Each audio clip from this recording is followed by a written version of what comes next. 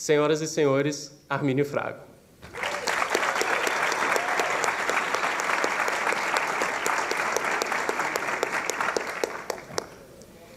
Armínio será acompanhado neste palco pela minha colega Vitória de Quadros.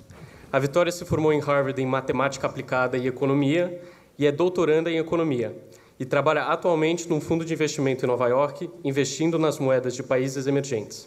Além disso, a Vitória é um grande exemplo para todo aluno que está aqui, especialmente para os alunos de Harvard. Então, senhoras e senhores, Vitória de Quadros.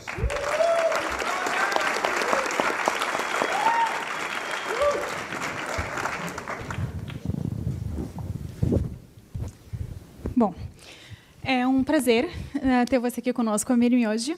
Eu admiro muito seu trabalho enquanto presidente do Banco Central entre 99 e 2003.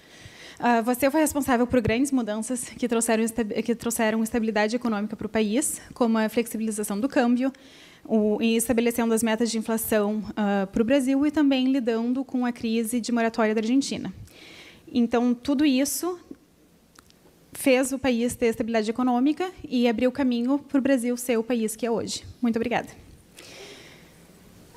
Antes da gente falar sobre o Brasil, eu queria reconhecer, como disseram, o momento histórico que a gente está vivendo hoje, com o início de uma guerra comercial entre a China e os Estados Unidos. Ontem mesmo, os preços dos títulos do Tesouro americano despencaram, mostrando uma forte preocupação dos investidores sobre a economia americana e também o papel que os Estados Unidos têm de ter como porto seguro em grandes crises globais. Eu queria que você me contasse um pouco sobre esse período que a gente está vivendo agora e como que esse steepening assim, da yield curve nos Estados Unidos pode ser comparável ou não a crises de países emergentes, como o Brasil e o México e a Argentina e tantas outras crises que já aconteceram. Muito bem. É um prazer estar com vocês aqui. Essa conferência é, para mim, uma ocasião assim, muito especial. Estar aqui no ambiente acadêmico, no meio de alunos. Parabéns. Olha só, se a gente tivesse aqui, sei lá, uns 15 anos atrás, falando sobre economia mundial, nós íamos estar falando dos desequilíbrios globais, uma coisa assim, bem leve, né? Antes do que está acontecendo agora aqui nos Estados Unidos, a situação já era dramaticamente mais complexa e mais arriscada do que era lá atrás. E, assim, eu realmente, do que eu acompanho, de, sei lá, 40 anos acompanhando essas coisas, mais a leitura assim, que eu tenho da história, hoje é um quadro onde os problemas todos que estão no ar são muito grandes, né? Isso é uma coisa nova. Antes mesmo da guerra comercial, já tinha Guerra Fria entre Estados Unidos e China. Eu acho que não há outra descrição possível. Tem as tensões no Oriente Médio, tem a invasão da Ucrânia. Se falar com cientistas, vão dizer que tem 30, 40 vírus que estão aí já instalados em animais que podem, uma mutação ou outra, vir para a gente outra vez. Então, assim, aquecimento global.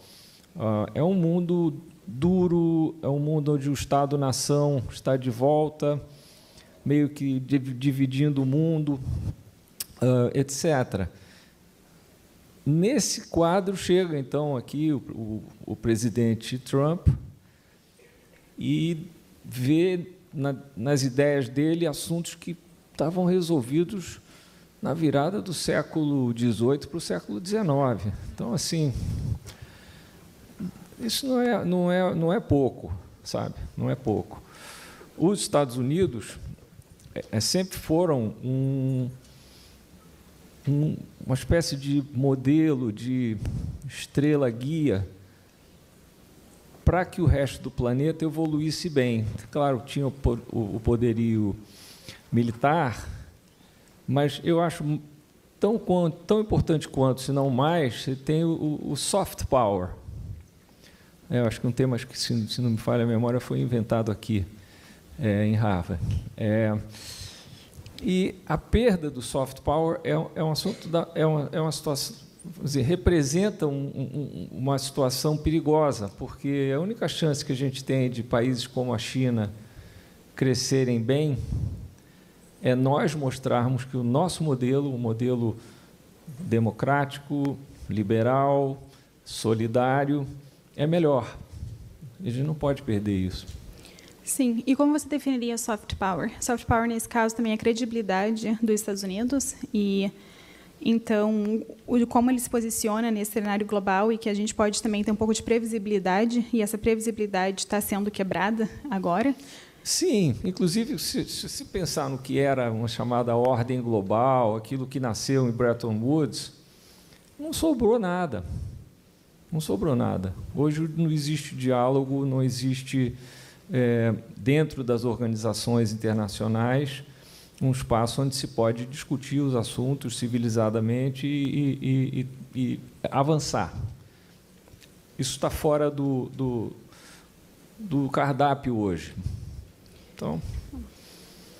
Um silver lining disso tudo, porém, poderia ser um pouco que agora a Europa, pelo menos, está ganhando uma segunda força. Sim, sim. Então, apesar de não ser os Estados Unidos somente como esse poder, também vai ter a Europa, talvez, crescendo mais do que qualquer um imaginaria há um ano. Sim, eu acho que sim. Vamos ver como é que funciona, mas acho que é uma boa notícia. Nós, falando... para brasileiros que estão aqui, nós somos um país ocidental, os nossos valores são ocidentais, a Europa é o berço, mas os Estados Unidos assumiram um papel mais recente, nos últimos 2 séculos, da maior importância, mas com raízes europeias. Então, a gente tem que, no mínimo, nós temos que ficar juntos, mas quando eu vejo o presidente dos Estados Unidos maltratando, humilhando o Canadá, maltratando, humilhando o México, eu fico assim um pouco assustado, sabe? Onde é que a gente vai, né, desse jeito? Eu concordo. Sorry. Não sei bem como colocar um spin positivo para isso. Passa para o Brasil. Tá. Bom. Super subtle. Vou, então, falando de Brasil, mas ainda um pouco falando sobre, talvez, o último gancho com essa guerra comercial, é que a China é o principal parceiro comercial do Brasil. Você tem alguma recomendação? Como você acha que o Brasil consegue navegar esse período de incerteza, dado que a China é o seu principal parceiro comercial? Pois é. Eu sempre vi o Brasil como um país que era naturalmente diversificado nas suas relações econômicas. Se for possível continuar, tanto melhor. Acho que é por aí. Nos assuntos, eu diria, na hierarquia das coisas mais importantes, valores, vai ficar complicado para nós. Mas eu acho que o Brasil tem que manter uma certa independência, ficar mais, eu diria, cuidadoso nas suas posições. O Brasil, ao longo dos vários anos, vem mostrando um certo mau gosto nas suas relações internacionais, um certo terceiro-mundismo, uma certa tolerância a ditadores grandes e pequenos. Acho que isso vai ser testado também. Vamos dizer, e aí, onde é que vocês estão? Né? E qual que deveria ser a resposta? Ocidental, claro, democrático, liberal, solidário. Por aí. Bom, muito obrigada. Então, eu quero mudar um pouco a nossa conversa e falar mais de Brasil. Porque tem tido muitas preocupações, principalmente sobre o cenário fiscal brasileiro e o tamanho da dívida do Brasil. E, às vezes, quando os economistas estão pensando em medidas para o Brasil gastar menos e controlar um pouco melhor a sua situação fiscal, algumas medidas que os economistas gostam de apontar são: uma delas poderia ser desvincular a Previdência do salário mínimo. Outra poderia ser desvincular o próprio salário mínimo do crescimento do PIB e ajustar somente pela inflação. Só que, num país tão desigual quanto o Brasil, acho que a gente tem que ser bem cuidadoso sobre que ajustes a gente tem que fazer, mantendo em mente o trabalhador. Então, na sua posição, qual que você acha que devem ser as medidas tomadas, tendo em vista o problema fiscal que o Brasil tem, sem ferir o trabalhador? Tá. Vamos lá. Primeiro, sem discordar da importância, quem sou eu, viu, fazendo esse discurso, mas hoje tem outros problemas que têm peso igual, talvez até maior, né? A questão da segurança e do crime organizado é gigante. A relação entre os poderes, ela foi desenhada para ser tensa, os checks and balances, né, dos Estados Unidos, Madison, Jefferson, Hamilton. Mas nós fomos, talvez, adiante do que seria desejável como uma situação permanente. O quadro geral, no que diz respeito à desigualdade, e eu acho ainda também o tema da educação, que é absolutamente necessário para o país se desenvolver, acho também está mal parado. Então, assim, aí vem o lado fiscal. E a importância, eu digo isso pelo seguinte, a importância da coisa fiscal não é, entre aspas, apenas uma situação que hoje exibe sintomas insustentáveis. Para quem não é economista, não acompanha. Hoje, no Brasil, você pode fazer uma aplicação num título do governo, você vai ganhar a inflação de 30 anos, inflação mais 7,5%. Isso, uma taxa de juros muito alta. Isso não existe, não é que é muito alta.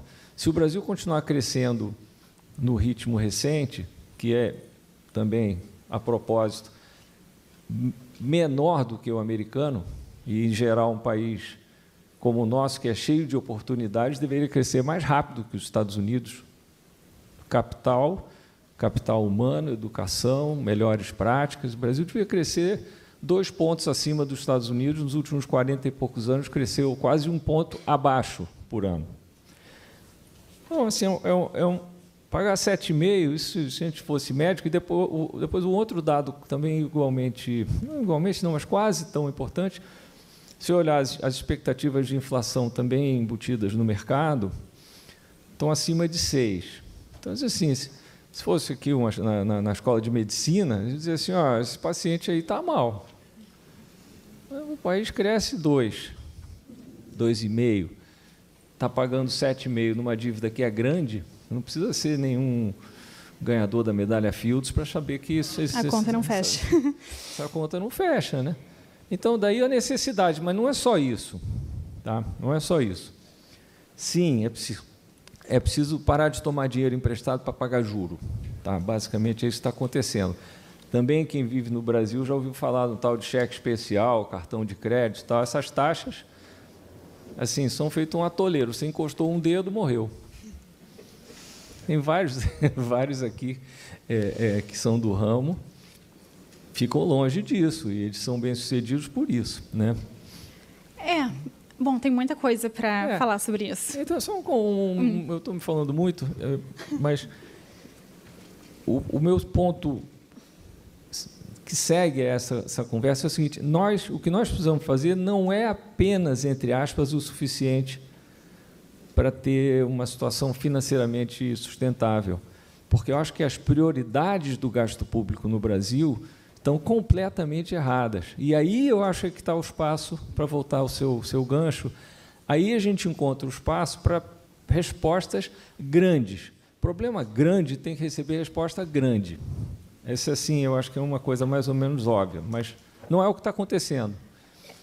Eu acho que, claro, a resposta é... O que deveria acontecer, sim, o Brasil deveria crescer mais e deveria investir mais em educação, mas essa é uma trajetória, uma jornada longa.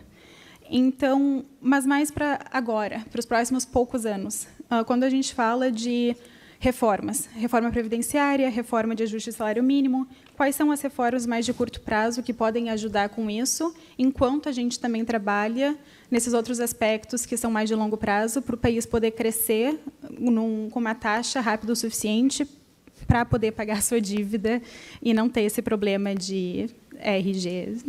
Aí a gente tem que falar. para poder pagar a dívida e investir. E investir, sim. Investir. Principalmente, então, talvez. É mais. Né? Então, é o seguinte, aí, tem um assaltante de banco aqui famoso, acho que é da década de 30 ou 20, ou sei lá, o tal do Willie Smith, né, que perguntaram para ele, por que você rouba bancos? Ele falou, that's where the money is. Então, acho que where's the money no Brasil? Uma conta gigante é a Previdência. E a Previdência, no primeiro momento, na verdade, assim, ela está piorando assustadoramente. Todos os estudos, todas as simulações mostram que o quadro tende a piorar, tem a ver com demografia, mas não apenas com demografia. São regras que precisam ser refeitas. Eu não sei, eu não vou fazer uma enquete aqui, mas eu garanto a vocês, se alguém fizer, dizer o seguinte, vocês vão trabalhar 2 anos mais e vão reforçar o SUS. Eu acho que todo mundo votaria a favor. Né? Todo mundo. Quase todo mundo. Então, Previdência é o mais claro de todos. Eu acho que precisa de uma reforma grande. Uma boa já seria, provavelmente, a mais fácil, congelar o salário mínimo em termos reais. De 6 anos congelados. Já ajudaria. Conta número 2. A folha de pagamentos do Estado brasileiro como um todo. E esse é um problema mais estadual e municipal do que federal. Mas é um problema muito grande, não só também pelo impacto financeiro. O governo brasileiro precisa passar, o Estado brasileiro, melhor dizendo, precisa passar por um processo de reforma, o RH do Estado brasileiro, radical. Tem muita gente em funções de liderança. Hoje mesmo eu vi, estava no almoço falando com a Márcia Castro, que está por ali, o Adriano Massuda também, são pessoas que conhecem esses temas profundamente. O pessoal em cima, nos cargos mais elevados do Estado, estão ganhando em dólar, já que a gente está aqui. Se ganhar $50 mil é muito. Gente que corre um risco tremendo, trabalha feito um louco. Então, há um espaço enorme, não só para economizar, como também para melhorar.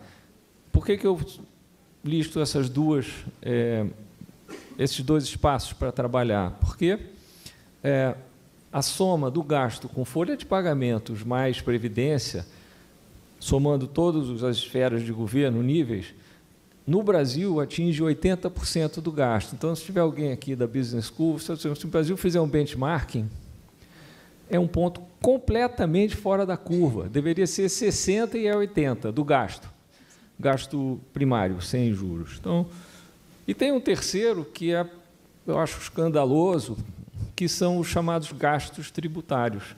7% do PIB. 7%.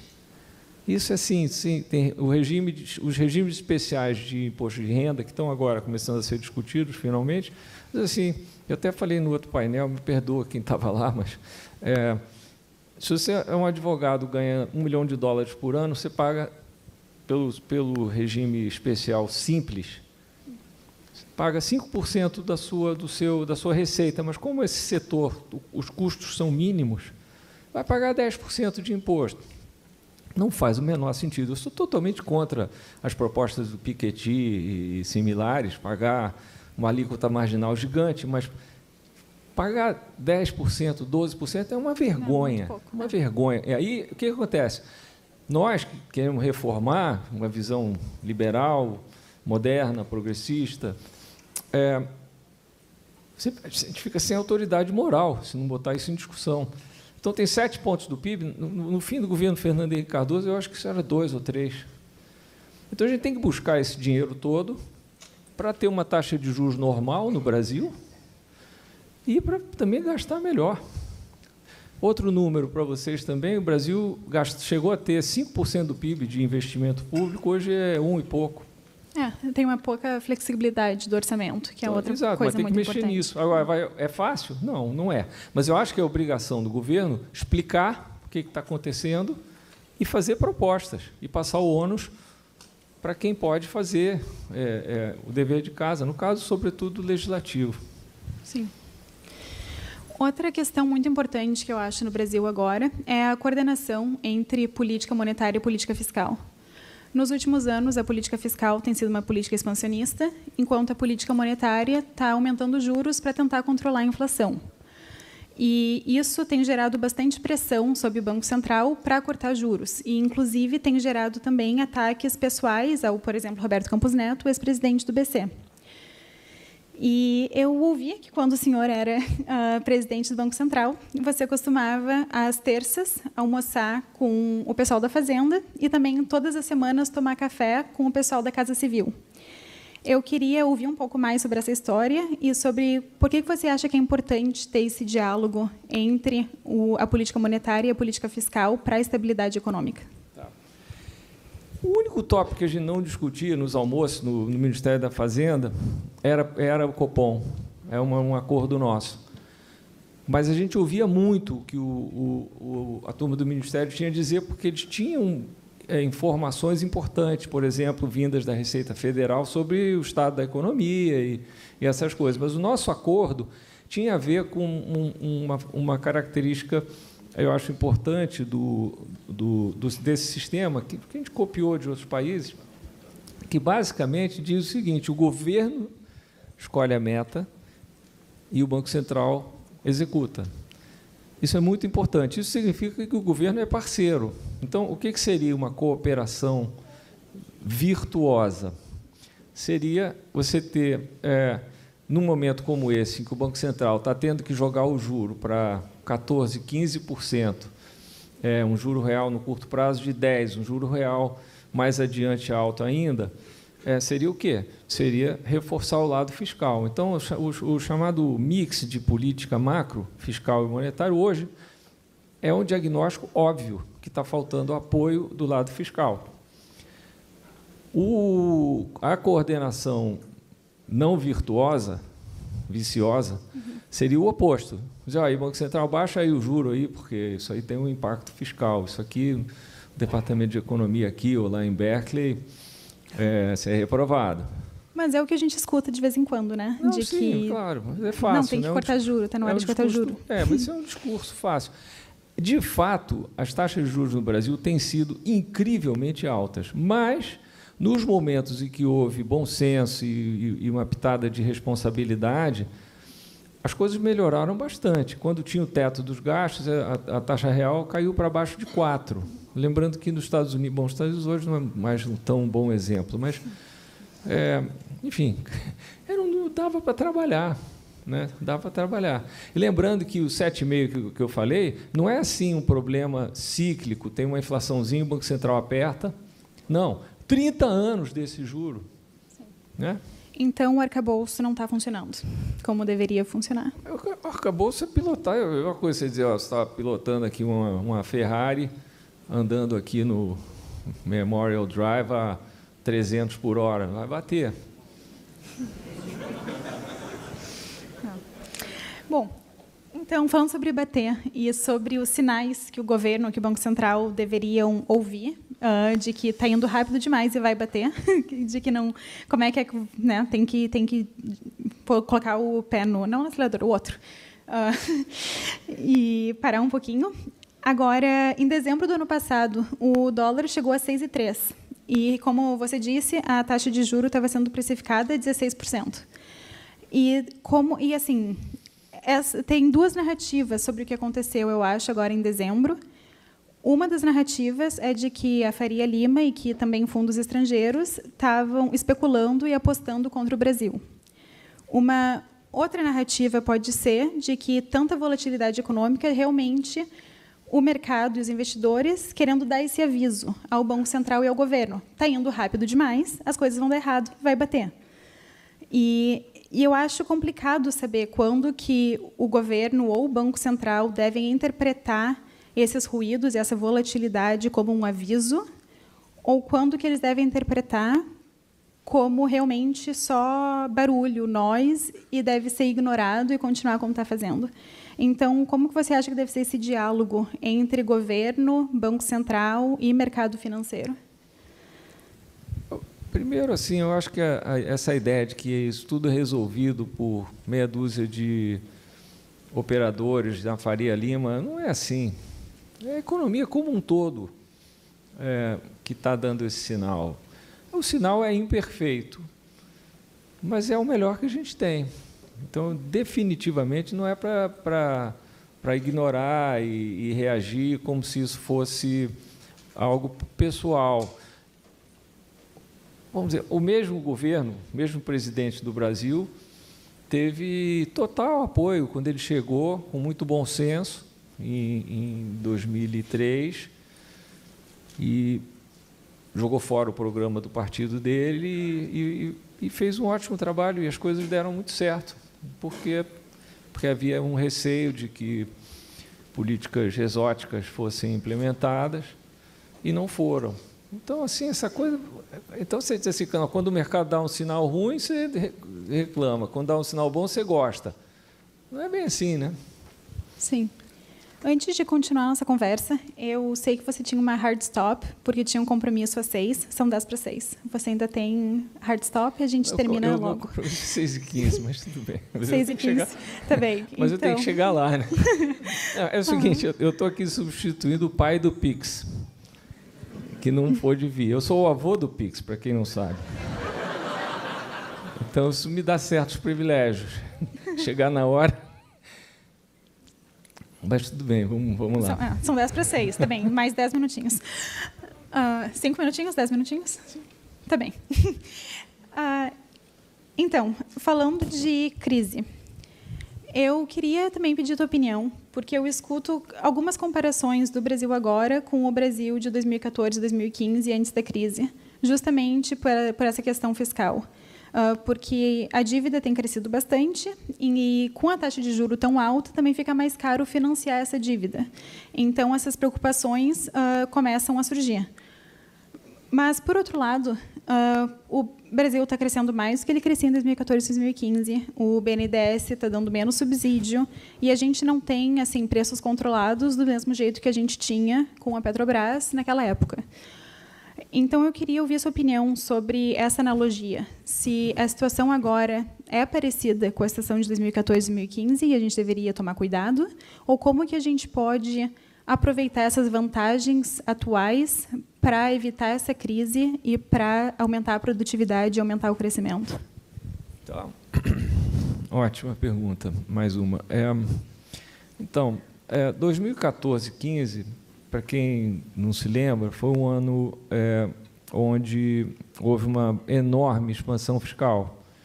Foi ali que o que vinha sendo um período bom a partir da Lei de Responsabilidade Fiscal, que não resolvia tudo, mas teve bastante impacto, foi ali que aquilo foi quebrado. Mas, se a gente voltar um pouquinho mais atrás, eu acho que tem alguns exemplos, é melhor a gente pensar em exemplos do que em teoria. A gente podia estar fazendo doutorado em Berkeley, podia falar sobre dominância fiscal, tudo isso que até assusta bastante, para falar a verdade. Mas, 99, tá?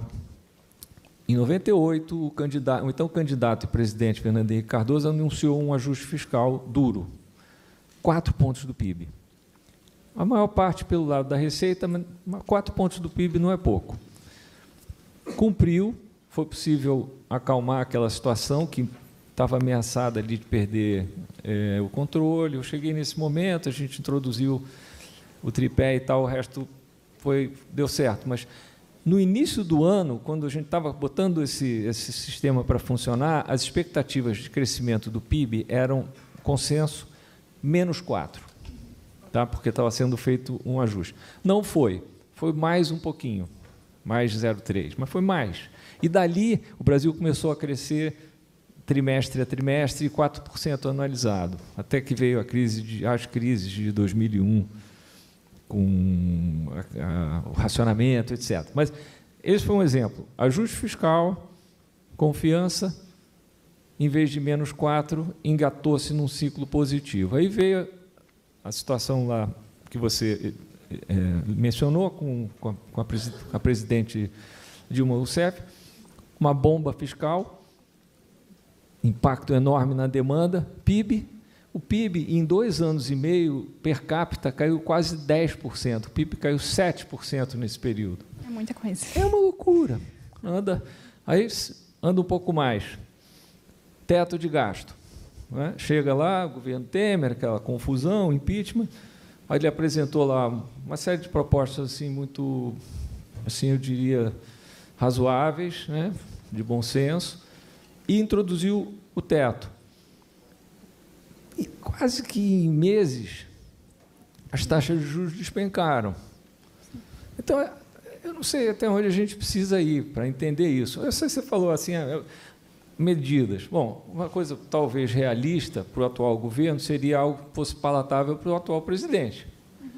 Eu acho que deveria ser palatável o seguinte cardápio: congela o salário mínimo, que não é palatável, mas não dá para fazer o salário mínimo ficar crescendo 2,5% nessas circunstâncias, e reduz os gastos tributários em 2% do PIB. Isso daria uns 3% do PIB, eu acho que virava o jogo. É a grande solução? Não, tem que fazer reforma do Estado, tem um monte de coisas.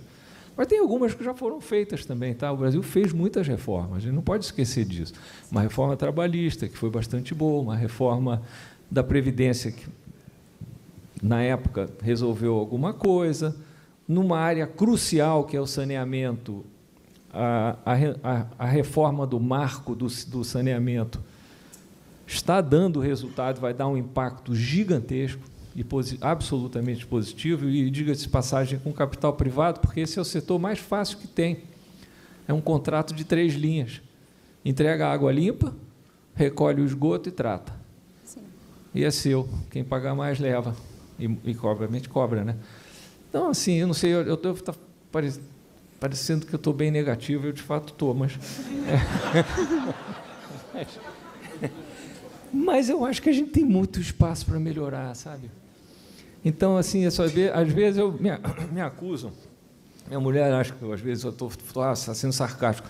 Não estou sendo sarcástico, de fato tem muito espaço para melhorar. Então, eu não acho que o que a gente tem represente um estado terminal de um paciente. Não, é grave, mas assim, dá para trabalhar, mas tem que trabalhar. E tem que haver um diagnóstico assim, muito frio da situação, mas acompanhado de uma explicação que o povo entenda, que mexa com o emocional da turma. Não é? Vocês já devem ter lido os livros do Jonathan Haidt. Um discurso assim que nem o meu não vai muito longe, né?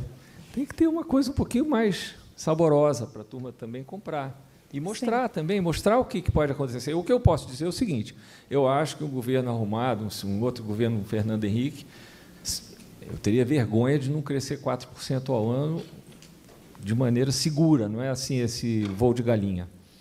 Por quê? Porque é isso que eu estou falando. Tem tudo que é lugar no Brasil tem oportunidade. Muito potencial. É isso. E com essa eu acho que eu vou me despedir. Antes que eu fale besteira, não sei se vocês querem. Ou mais besteira, não sei também. Bom, muito obrigada por participar desse painel.